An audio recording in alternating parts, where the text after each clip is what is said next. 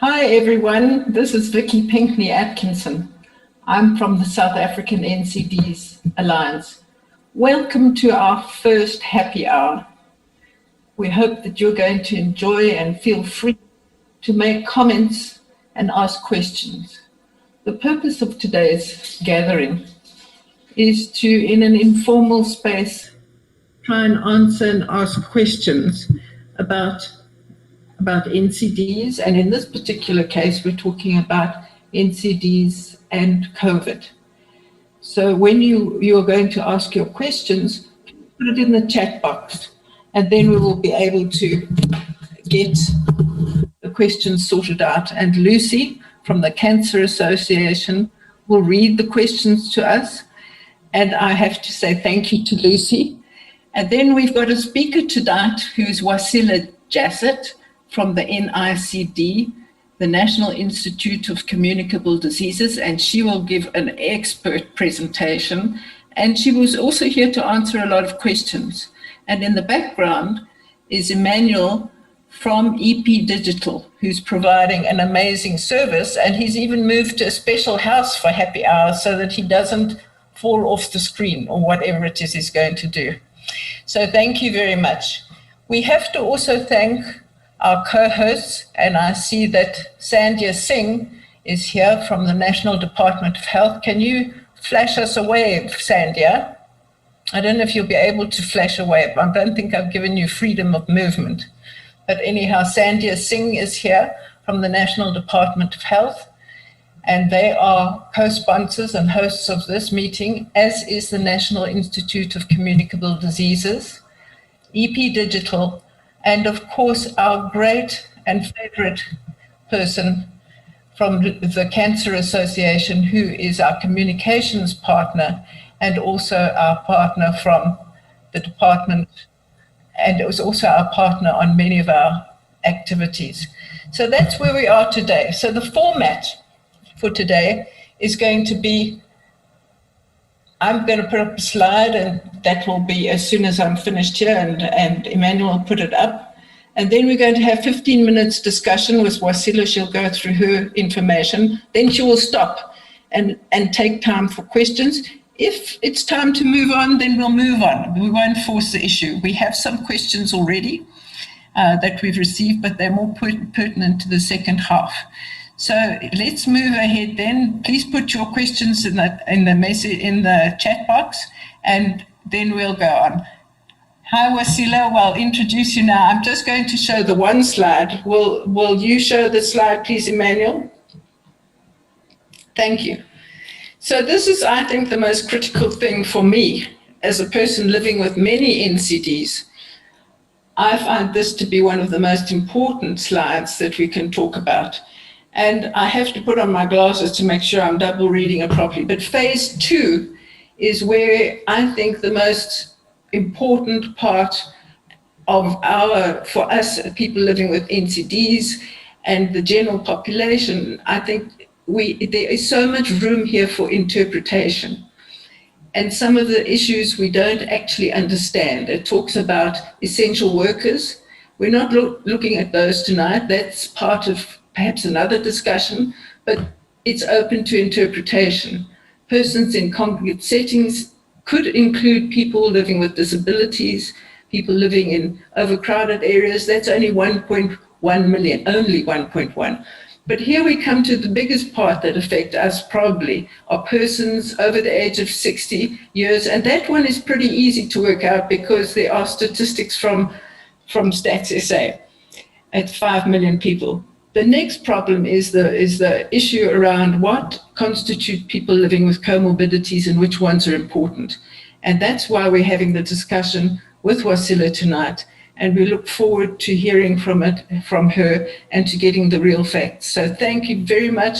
I introduce Waasila, and I would ask her to please go ahead with her marvelous presentation, because I've been studying it for ages and sometimes the lines I get cross-eyed.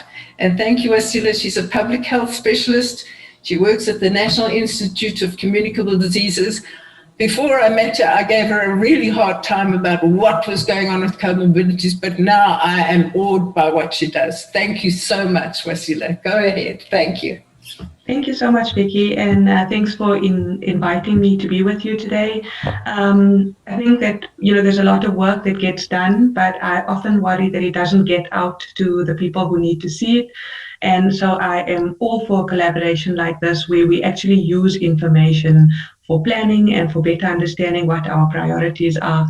So I'm here with you today on behalf of Prof. Lucille Bloomberg and our team at the NICD, who developed the DATCOV hospital surveillance system, I think almost a year ago, actually.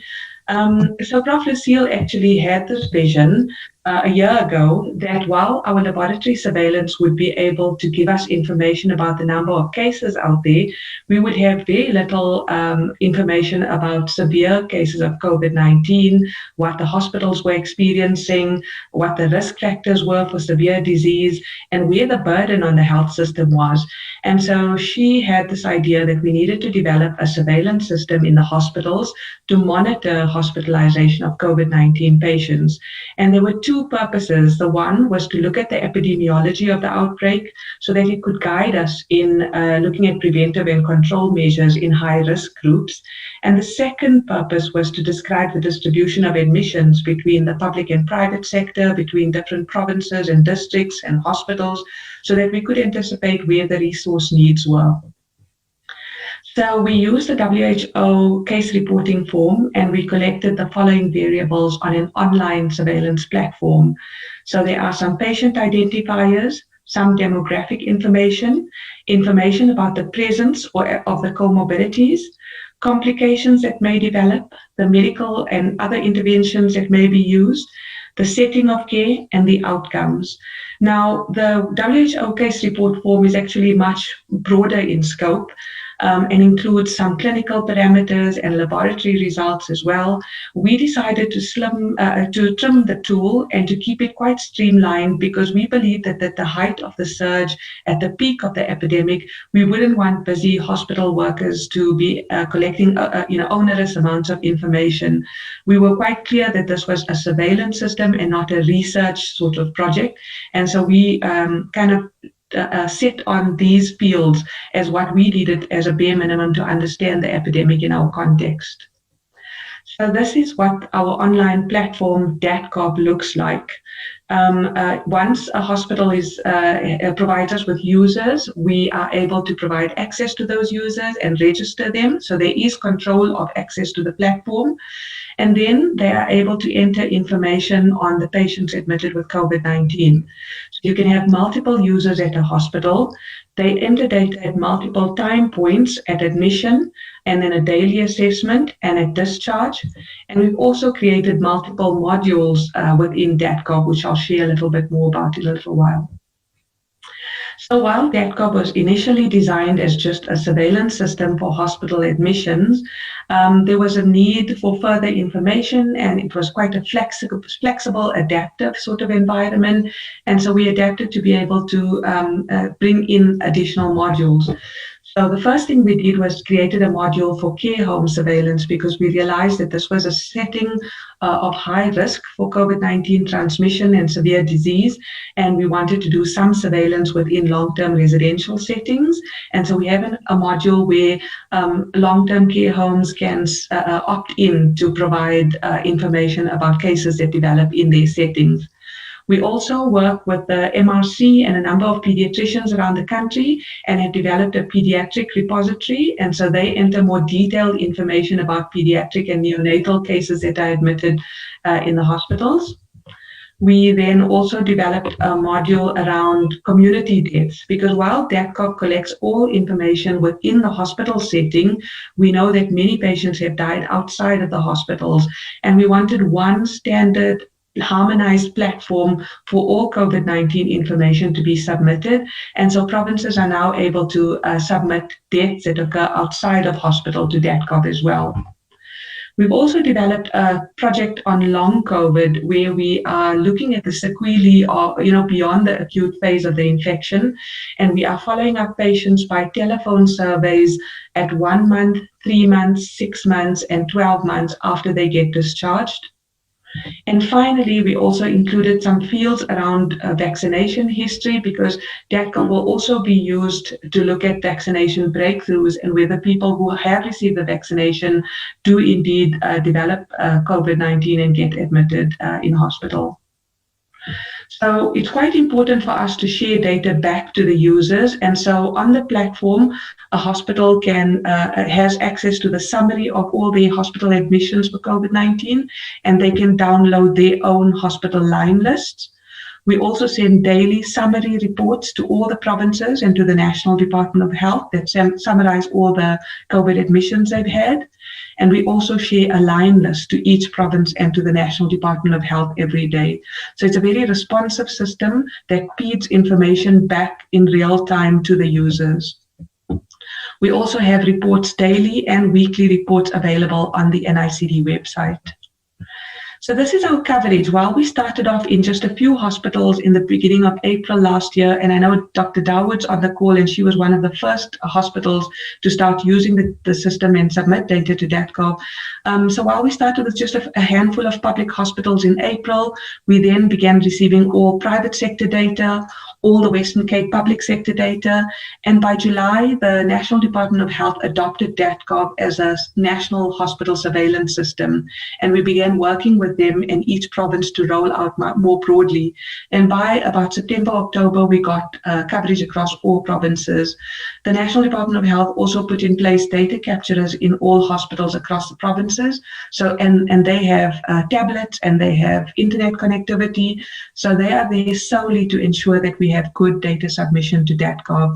So I'm happy to say that now we have 392 public hospitals and 251 private hospitals reporting to DATCOV every day. And we've got good complete coverage of good quality data across the country. So the DATCOV data is able to track hospital admissions and in-hospital deaths, and we were able to look at admissions across the country in every province and in every district and different facility types to describe admissions in the first wave and the second wave of COVID-19 in South Africa. And we've just submitted a couple of papers, one describing the risk factors for mortality, and the second describing the increased mortality we saw in the second wave compared to the first wave. So just to quickly share with you, one of the important things that's come out of our data is the high mortality that we've seen in both our public and private sector hospitals. So we saw a higher case fatality ratio in the second wave than the first wave. We see higher mortality in the public sector than the private sector. And we saw an increase in mortality around the peaks of the wave, suggesting that when the hospitals get overwhelmed with huge numbers of admissions, mortality increases. We know that mortality varies by province and it varies by the public and private sector as well. And so these are all important things that we need to look at in trying to prepare for the third wave so that we can make sure that the hospitals are better prepared in terms of surge capacity. So I will pause there and take any questions that you might have on the actual hospital surveillance system and the way that the data is collected and the kind of reports that we produce before I move on to talking a little bit more about mortality and comorbidities. Hi, everyone. Thanks so much, Waasila. That's a great start. I must say that I don't understand the concept properly of a sentinel survey. What's a sentinel survey as opposed to someone's surveillance? You know, I'm not clear on that one. Perhaps you can help. Sure. So I think when DATCOV first started, it was a sentinel surveillance system because it was rolled out in just a few hospitals, public hospitals around the country. So sentinel surveillance is when you don't try to get coverage across the entire population. You choose a few sites that you think may be representative, that may give you sufficient information to be able to generalize. And so that's what DATCOV started as a sentinel surveillance in about 10 hospitals. But once the National Department of Health adopted this in July and we achieved coverage of all hospitals, it became a national surveillance system where it was receiving information submitted from every public and private hospital across the country. So yeah, I hope that explains the difference between a sentinel surveillance and a sort of a national surveillance. I'm delighted to know that. But isn't it wonderful that now you've got such big buy-in? What changed the buy-in, or was it just getting off the ground? Or how did you get such an amazing buy-in to the whole program? So I think we've been trying to reflect on this and think about it, because I think there's lessons we need to take out of this beyond COVID. This was a new system. It got hospitals from both the public and the private sector reporting on one system, on an online real-time platform. And, for many years, we've talked about the challenges in health information systems and electronic health records. We find it difficult to adopt a unique patient ID.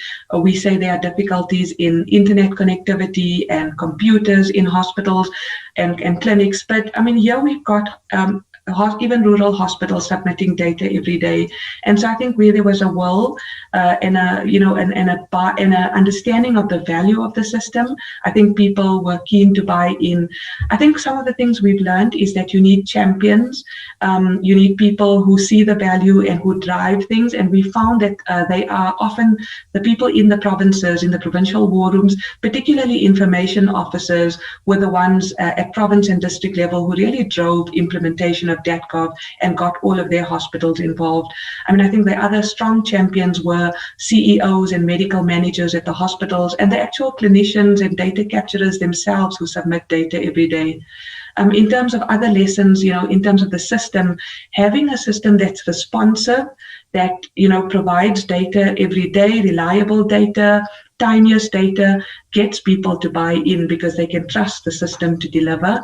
And having a flexible, adaptive system, something that's responsive. I mean, when they said that they needed more fields, we added more fields. When they needed different reports, we created those different reports. So I think the fact that we've been quite listening to our users and been adapting to what they needed has helped. And of course, credit must go to the leadership at NICD and of course the National Department of Health, Ms. Melanie Volmerins and Sandhya Singh and many other people who really have championed the surveillance system and gotten us to where we are now. Thank you so much. I see there's a question in the chat box. So would you like to go to, have you seen it? 100 said it was a question first from Dorothy DeProy of Cancer in the Western Cape. And so she says that what does 100% of the hospitals mean? So all hospitals that have COVID-19 patients admitted are reporting to DATGov. So there may be a few hospitals that have never seen patients admitted, and so they are not reporting. But we have 100% coverage of all hospitals that do have COVID-19 admissions. Thank you so much. And then it says, is it not a statutory duty to report non-communicable diseases?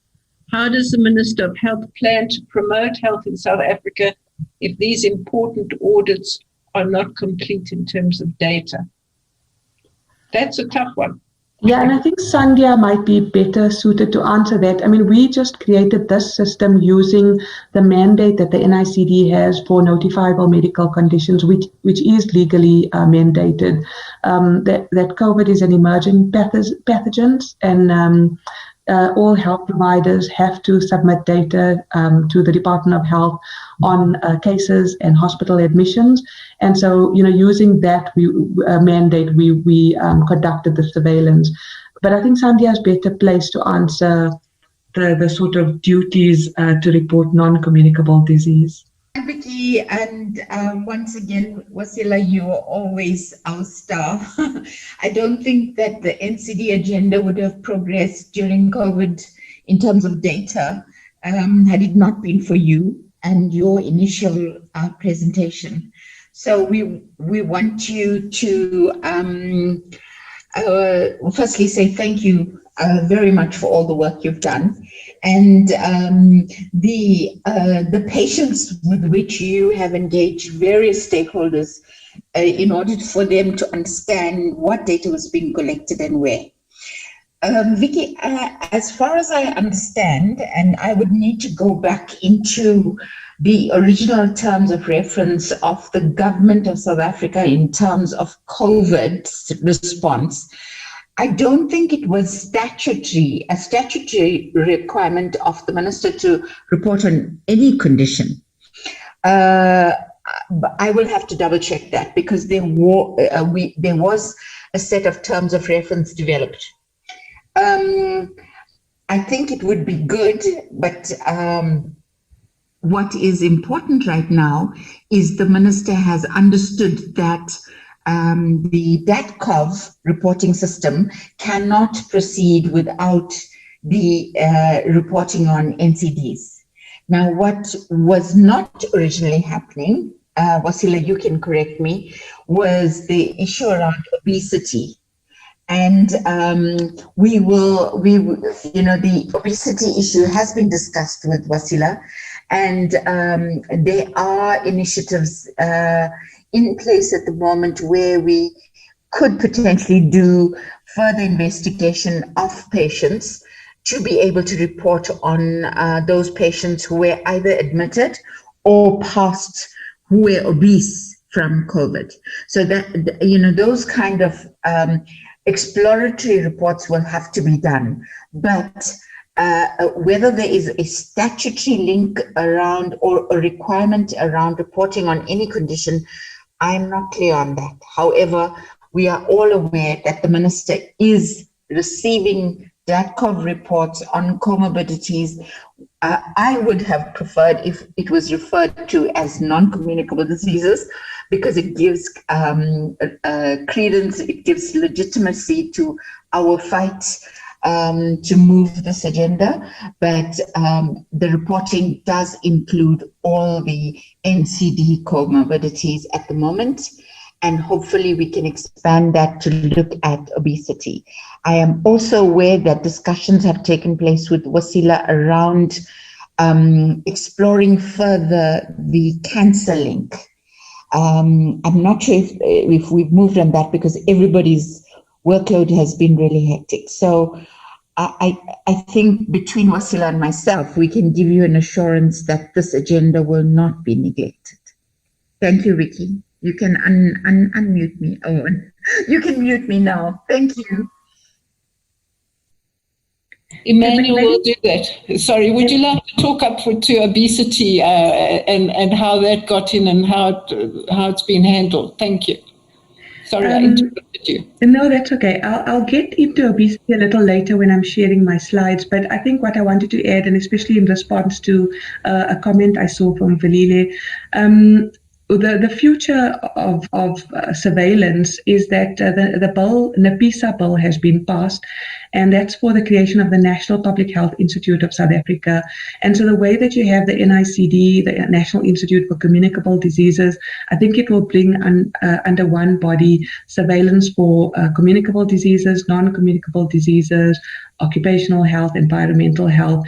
And so I think that really we need to be pushing that agenda and strengthening that process to ensure that we have good surveillance systems developing in the future for this. Thanks so much.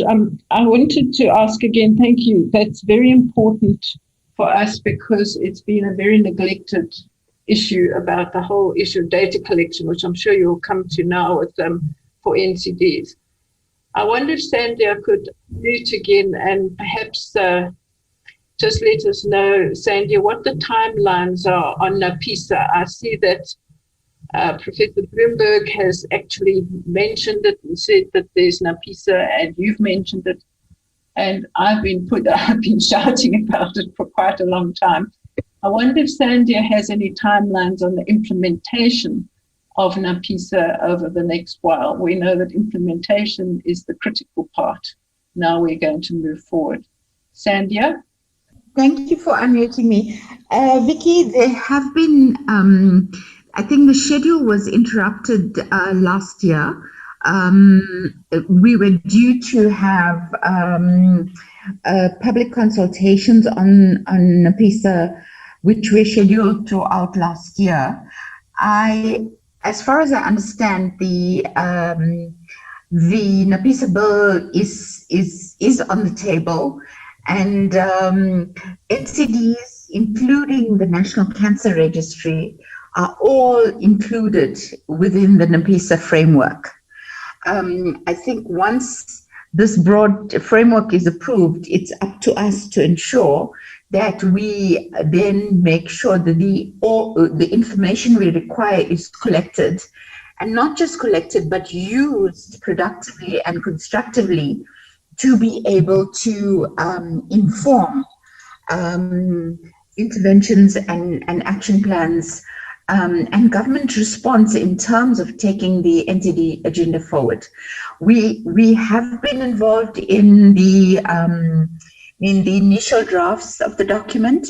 I envisage that going forward, there will be wider sector-wide consultation, and of course the Alliance will be critical to that process. However, Elvira and I were directly involved in the initial drafting of components of that particular bill. Thank you. I've asked Lucille Bloomberg. Hi, Lucille. Could you just give us some more information? Thank you. Yeah, so NAPISA was meant to come into being towards the end of next year, but we've heard it's been delayed.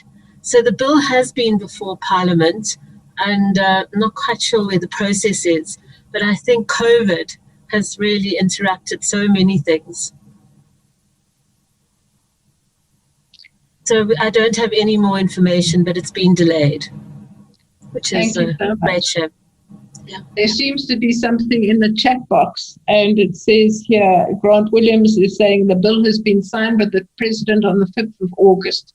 So it is no longer a bill, it's an act, but it's implementation that we've actually, we're waiting on. Yeah, so that's delayed. Thank you very much for coming into that. So here we go. Now we are at I see we've got 30 minutes left, and so you see, I was saying to Waasila that we would actually like to actually move along. And Waasila, I said, you see, people will have lots of questions, and we have had lots of questions because we really don't always understand all the work that goes in behind these. And so thank you to Lucille and to Sandhya. And can we move ahead with your presentation? Thank you so much. Thank you.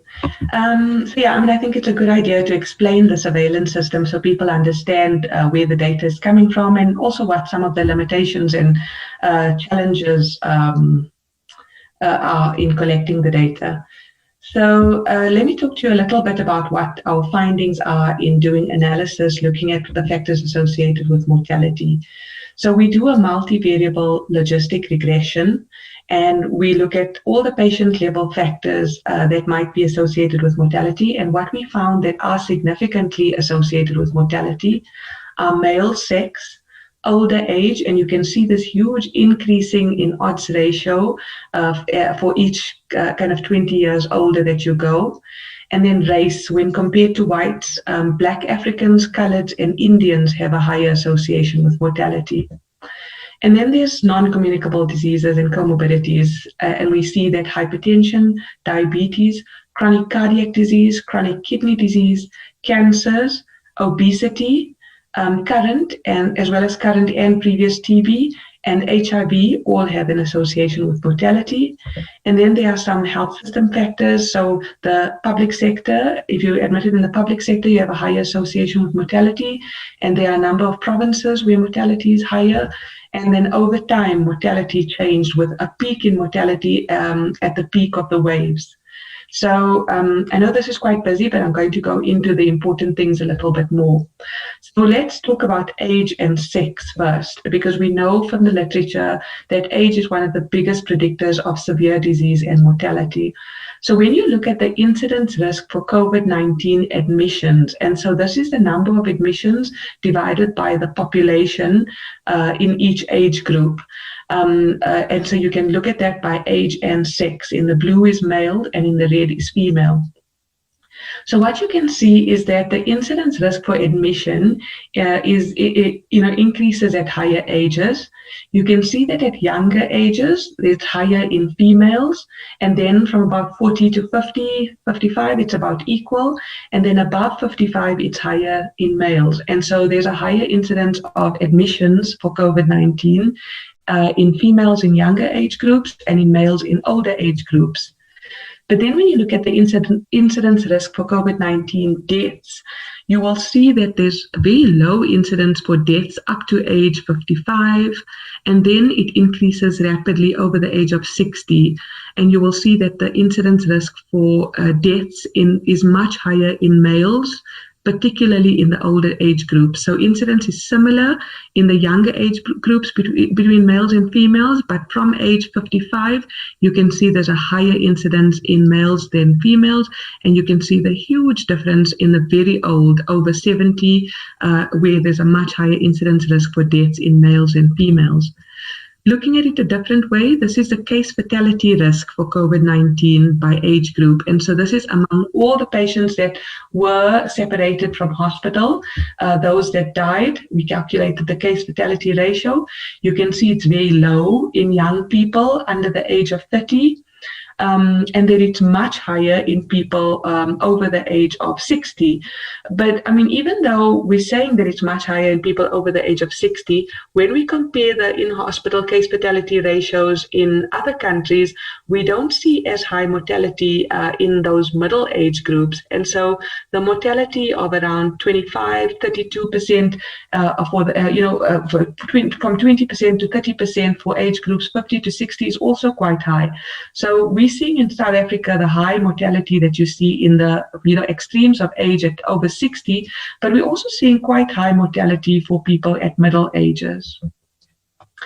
Now onto comorbidities, and so when we look at the case fatality ratio between by age group and between those that have a comorbidity and those that don't have a comorbidity, you can see again that mortality increases with age, and you can see in every age group those that have a comorbidity has a higher case fatality risk than those without a comorbidity.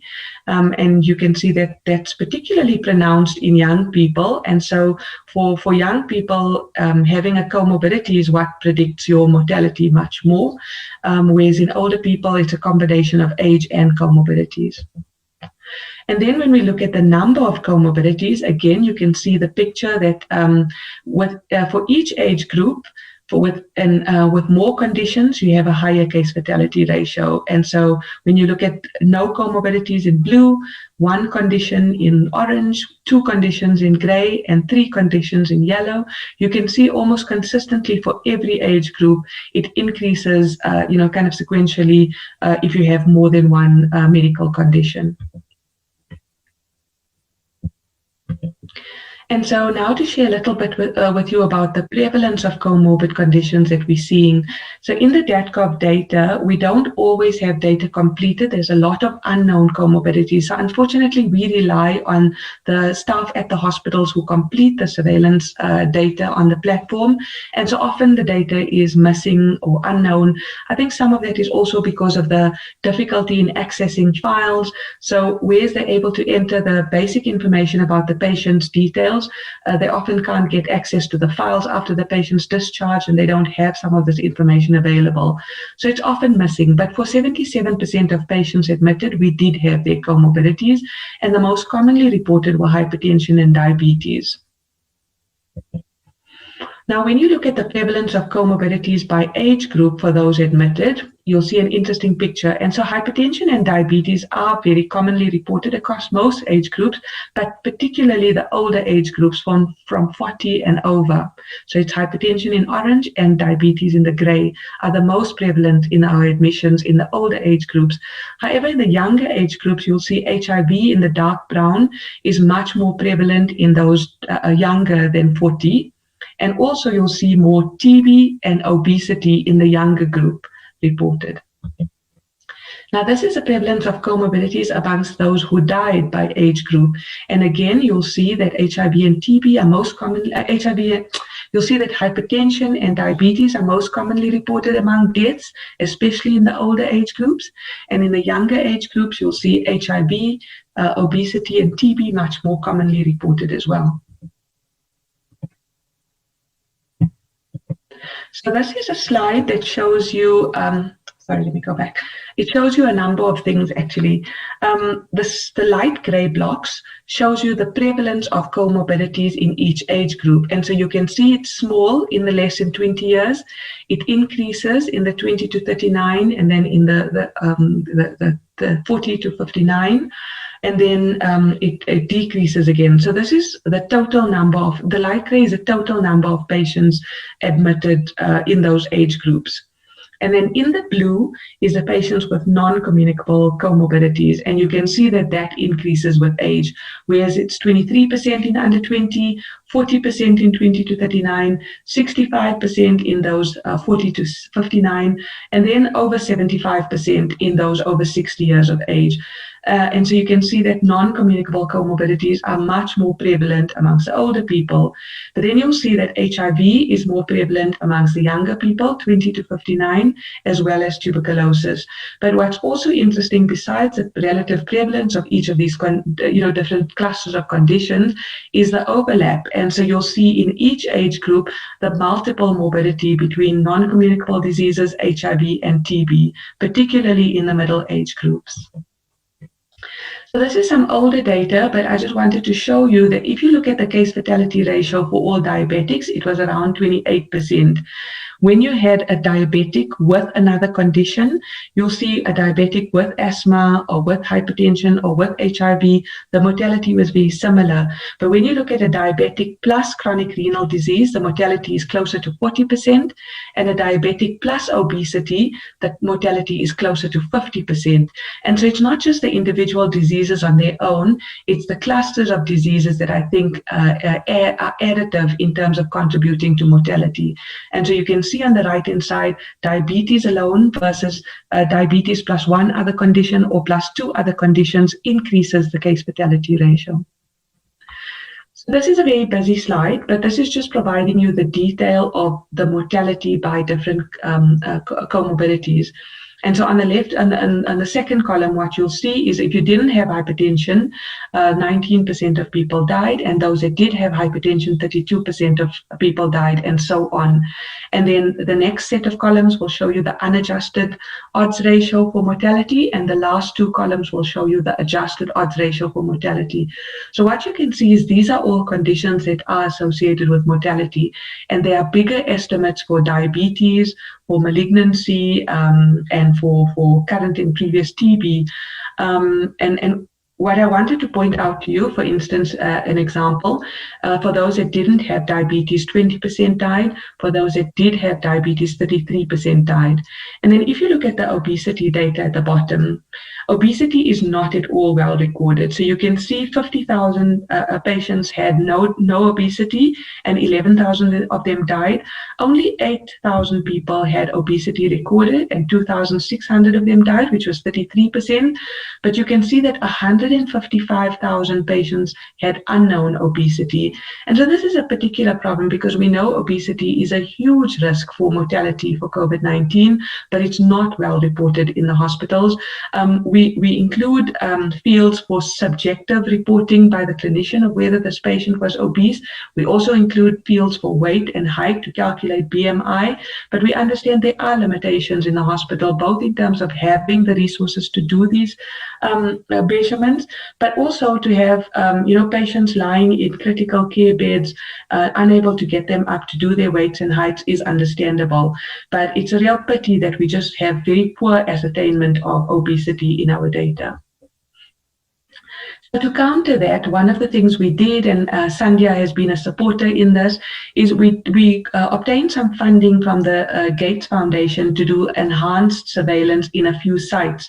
And so we enrolled about 17 sites across the country where we placed surveillance officers to make sure that this data was well controlled. So now we weren't relying on the hospital staff to submit the data on DATCOG. We actually employed surveillance officers to collect this information, to collect the weight and height, to collect more information about non-communicable diseases, to also collect things like HbA1cs and blood glucose, cholesterol, gene expert for TB as well. I mean, it's early findings. We don't yet have many patients enrolled. We just have about 1,200 patients enrolled. So the study will continue for the next few months. But what's interesting is that I think you can see there's better ascertainment of comorbidities, whereas DATCOG showed lower estimates for HIV at around 8%. The surveillance study shows 22% of patients have HIV. Diabetes, it's 32%. And interestingly is obesity. So whereas only 6% of patients had obesity in the DATCOG data because of the poor ascertainment, when we have surveillance officers actually conducting the BMI, calculating the BMI, we found that 30% of patients were obese.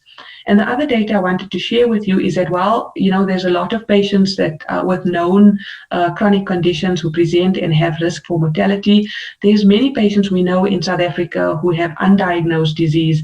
And so amongst the 409 patients who were tested for diabetes, 80% had pre-existing disease, but 20%, that's 81 patients in this study, were newly diagnosed. And so these are patients that presented with their COVID diagnosis, admitted to hospital, and were newly diagnosed with diabetes. So I think it's just to underscore the point that it's not just those with known conditions, that we have a high level of patients with undiagnosed disease in our setting that are walking around with this risk, with probably poor control of their sugars, and that are at risk of severe disease. And then finally, I wanted to just share some details with you, because I know there are a lot of people on this call who might be interested in, people who are in congregational settings. So we're also doing the surveillance, as I told you earlier, in care homes. We have about 40 care homes reporting to us. And what we found on the left is the number of cases reported in residents in blue and staff in green was quite high in the first wave. And I think it's encouraging to note that in the second wave, we didn't have as many cases reported from these 40 care homes, which means that hopefully there were better control measures put in place to ensure that the outbreaks didn't happen as we saw in the first wave. We know from other countries that this has been a huge issue, and in some countries up to 10% of mortality occurred in the care home setting, particularly old age home and retirement villages. On the right, you'll see the mortality from care homes. So up to date, we've had just under 2,000 COVID-19 SARS-CoV-2 cases reported from care homes and 126 deaths that have occurred in those settings. I think just to sum up, some of what our data is showing is in keeping with what we see from other studies. In the South African data, we know that older age, male sex, race, and multiple comorbidities are associated with mortality, particularly hypertension, diabetes, chronic cardiac and kidney disease, malignancy, HIV, TB, and particularly obesity. We also have other data that has shown that in terms of HIV, those with immune suppression had a higher risk for mortality than those with higher CD4 counts. So, I think there's a lot of questions we need to answer, and that's why we're doing the enhanced surveillance in those sentinel sites. There's a lot of underreporting and undiagnosed non-communicable diseases. We often don't know whether they're newly diagnosed or pre-existing, and we also don't know from the DATCOG data how well controlled these non-communicable diseases are. But from the sentinel surveillance, we are going to be able to look at the level of control, because we know, particularly from the Western Cape data and from data in other countries, that, for example, diabetics with poor control have worse outcomes than those with good control. Again, as I said, obesity underattainment has been a problem, and there's many things we need to understand. For example, the increased risk for mortality with race. Is this genetics? Is this because of the prevalence of non-communicable diseases? Is it their socioeconomic factors, or is it about access to healthcare? So what does this all mean? And this is my last slide. I think we need to think about these findings and think about what they mean for messaging and social and behavior change communication. We need to think about prevention and screening in individuals with non-communicable diseases, HIV and TB. How do we do risk stratification in the workplace? How do we better cocoon those that are high-risk groups? How can we better manage people with chronic diseases? So ensure that they're taking their treatment and have optimal disease control. Make sure that they have good home monitoring of their glucose and blood pressure. Look at obesity reduction and lifestyle modification where needed. And then what about those who actually contract COVID-19? How do we make sure we do the best clinical management that we can in these high-risk groups?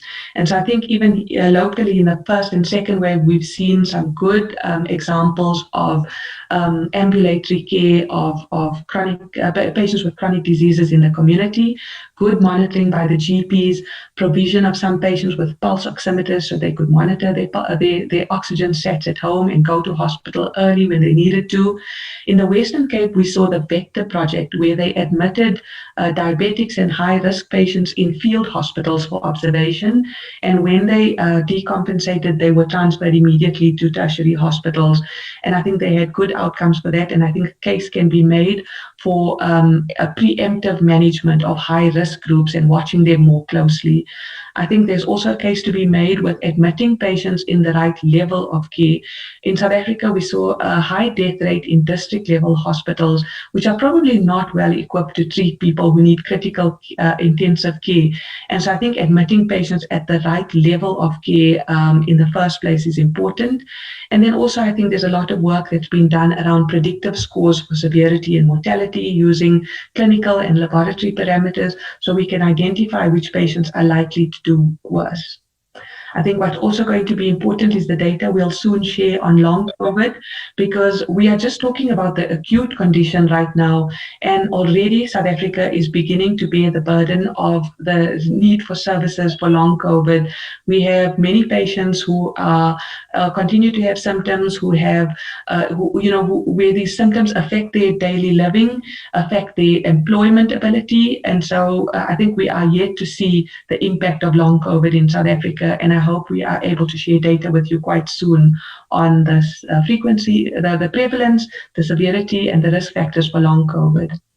And then finally, of course, this data is all important for vaccine prioritization discussions that are currently underway. So yeah, I'll pause there. Happy to share this presentation. That's our email address if anyone wants more information. And please do visit our the NICD website to access our reports. Thank you.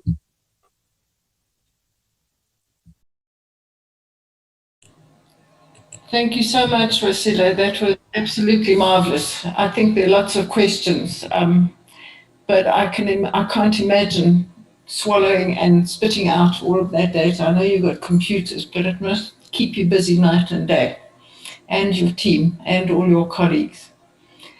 So I think that there are a lot of questions, and I know Lucy has got some with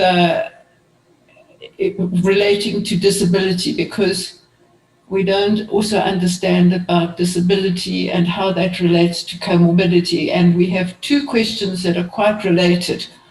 I wonder if you could share them, Lucy. Thank you.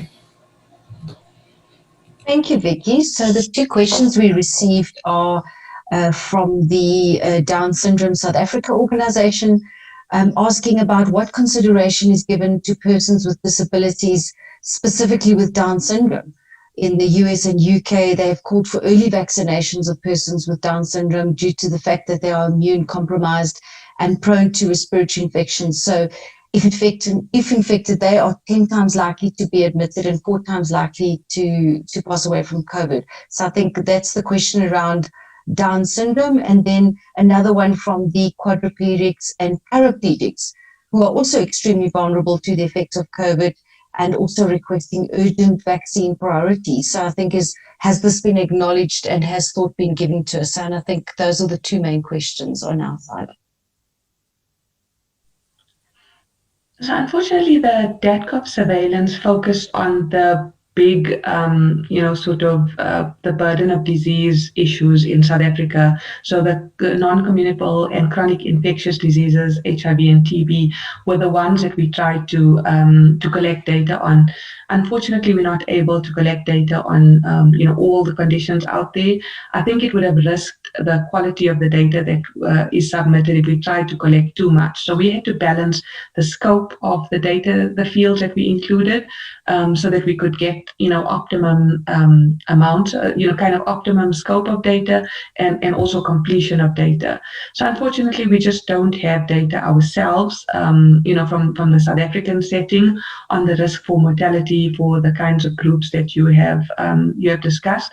But I think in the literature, it is well described, in terms of people who are at risk for these kinds of infectious pathogens, and I'm not sure how we factor that into vaccine prioritization or into high risk groups sort of mitigation measures. I think it's difficult because there would probably be many groups that would be important to look at. I mean, I think that advocacy is good, in terms of these individual groups, so that these lessons could be learned and this information could be shared. I just think it's difficult. I've just seen some analysis from our partners, ICERIC, where they were looking at low BMI and the risk for mortality from COVID, which we haven't really thought about or looked at, and they are seeing an association. So even though we think about obesity and high BMI being well known to be associated with mortality, I think they're also making a case that patients with low BMI or who meet the criteria of BMI less than 18 or 19 also at risk for mortality. So I mean, I think there are lots of risk factors. There are lots of risk groups, and I think while the surveillance is not able to provide data on all of it, I think there's enough information from smaller research settings from other countries to enable some advocacy around ensuring that these groups are prioritized. Thank you for that. Vicky, do you want to go through any of the questions on the chat? Would you do it, Lucy? Sure. We've also got a question, and we also have some comments saying that, Lucille Bamberg is actually saying the group needs to advocate for COVID vaccine for persons with NCDs and disabilities and those in care homes, which is so true. And then the SCI sector has been supportive, and that SANCDA has been liaising with them on data collection and evidence. And then an interesting question from the head of advocacy for the Cancer Association of South Africa. Do you have any stats on cancer patients? So, there's not many patients with cancer who have been admitted with COVID-19, but of those that have, there's been very high mortality. And it's actually one of the highest in terms of the estimates for, associations with mortality.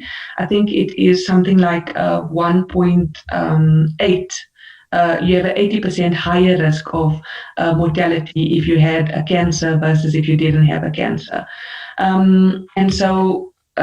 think I'm just looking at the data. We've had about 1,083 patients with a malignancy and with COVID admitted in the hospitals, of which 416 have died, and that's 38% of them. So I am trying to collect data on the type of cancer and to look at whether there are more hematological or non-hematological cancers, because we know that has been a factor in other studies. And I'm working with Alvira Singh to look at further analysis, particularly of the cancer patients. I think it brings up a lot of issues. Many people have made the point that, did they die of COVID-19 or was that an incidental diagnosis? I think those things are more difficult to, extract. What we record is all patients with COVID-19 admitted in hospital and with a comorbidity, and we look at their risk for mortality. We try to look at whether there was a definite other cause of death and exclude those from our analysis. But we don't try to make those distinctions of what the final cause of death were. But we do know that amongst the patients with malignancies, there is very high mortality. I think we've got, Vicky, do we have time for one more question, or would you like to wrap up? It's up to you. We can do one more question. Thanks so much. There's an interesting comment. We need to pay attention to the many deaths due to natural causes. Were they denied, the question is, were they denied access to healthcare services or received inadequate health service at primary healthcare service level? I know you referred to the issues at district level where they were probably not equipped. So, and should we transform our primary healthcare services and our public health referral system? So, I'll quickly add, because I'd like Prof. Lucille to also say a few words. I just wanted to say that, while we're sharing with you some of the in-hospital mortality, I think it's very sobering to see the data coming from the MRC, from Debbie Bradshaw's unit, in terms of excess mortality. So while we're only looking at recorded mortality, we know that there's been many, many more deaths that have occurred outside of hospital in communities and possibly undiagnosed COVID-19.